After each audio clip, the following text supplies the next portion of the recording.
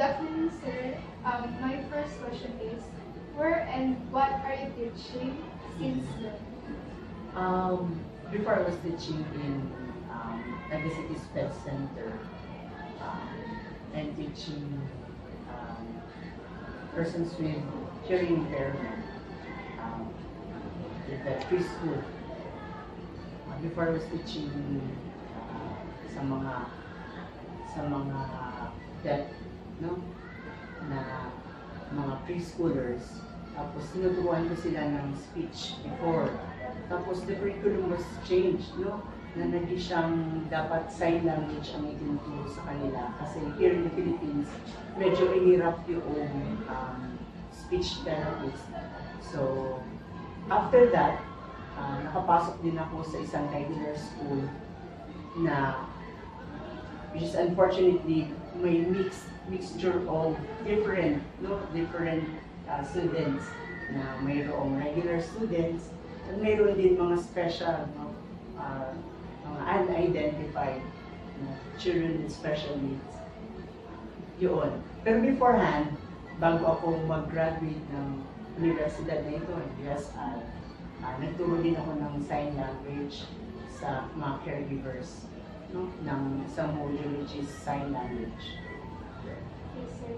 Thank you. Our next question is, what are your struggles in teaching in a special education scenario, sir, or in a classroom? Iba-iba, no? Doon sa nauna, doon sa children with special needs, doon kasi nakafocus ako doon sa speech. Ikalawa yung syempre sa speech, mahirap kasi wala din kasi kami before ng background, no?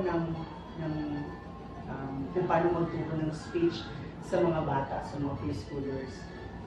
Kalaunan yung sign language, which is naging forte ko naman, yung pagtuturo ng sign language. Doon ako naging at ease with the children.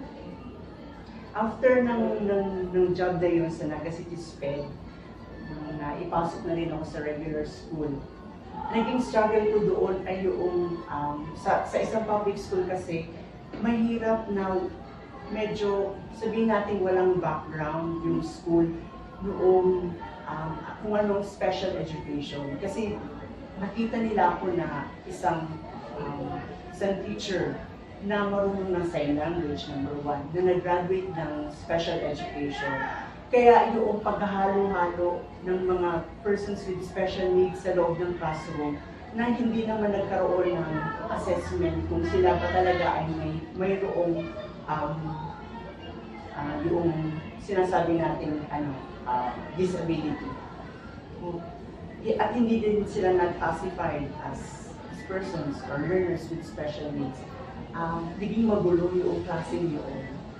Ang struggle din doon dahil na public school yun at walang special education class, hindi naging madali para sa akin na i-handle yung mga bata, grade 3 students, na sabi nila ay slow learners.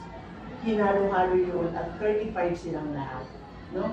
Tapos, wala din background ang school noong inclusive education na sinasabi.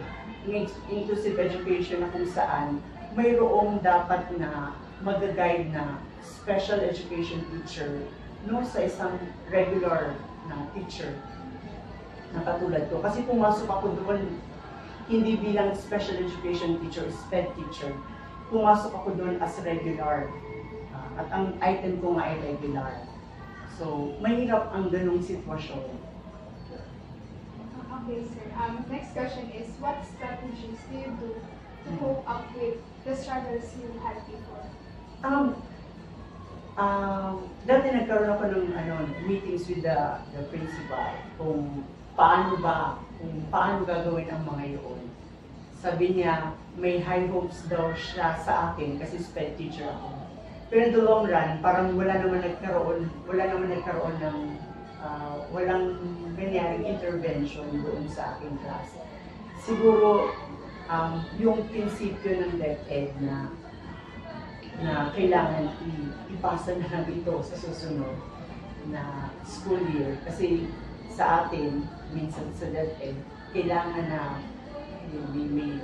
mayroong something na hindi mo kailangan o hindi dapat na i-drop out yung mga students na number 1, non-reader. Number 2, yung grabe ang tardiness. Number 3, yung grabe yung absenteeism. Kasi yung klase ko ay mixture of everything. Mga learners with special needs and mga regular students. Medyo nagkagulo doon. Yun lang siguro.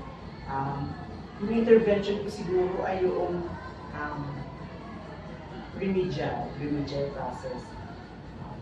Although there are slow learners, pero hindi dapat sila ma-classify as special learners.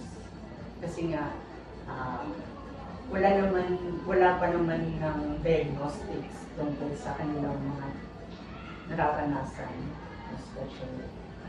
So last question is, what help do you receive from stakeholders? For example, sir, yung mga co-teachers niyo po, sir, principal, ano po, sir, ang may-receive yung help sa akin? Ang mga stakeholders doon ay hindi lang, kasi the other mga teachers natin doon sa isang school ay meron or less ang kalaman sa special education. Mahirap doon sa isang SPED teacher na ipinasok sa regular school at ipinasok kanila ng mga special learners. Mahirap. Lalo lang yung mismong head ay hindi or kulang ang kalaman sa special education. Ang natanggap ko ay hindi mula sa kanila, kundi galing po doon sa mga co-teachers, dati kong mga friends, dati kong mga college friends dito sa USI. Yun. Sila yung nag-guide sa akin kung paano ba yung pagtulong doon sa mga batang yun. Mas maganda siguro na ang recommendation ko siguro dito ay magkaroon din ng, as sa USI, Student Session Institution, kailangan din siguro na magkaroon ng basic knowledge yung mga tao, yung mga teachers natin sa public schools, na magkaroon sila ng mga seminars tungkol sa special education and more on sa inclusive education. Kasi kung magpapatuloy lang ang ganitong kalakaran sa DepEd, medyo mahirapan ang mga persons with disability na pumasok sa isang inclusive education. Na hindi naman natin fault na hindi nila alam na sila ay ma-classify as special learners. Naging interpreter din ako sa Mariners dyan sa school na yun. Doon nakita ko yung pagtutulungan ng isang interpreter, no?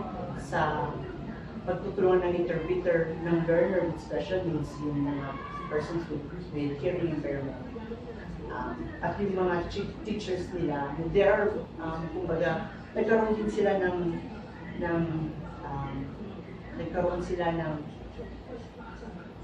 workshop siguro or isang parang information drive na mayroon pumapasok ng mga persons with hearing impairment, yung mga deaf sa kanilang school.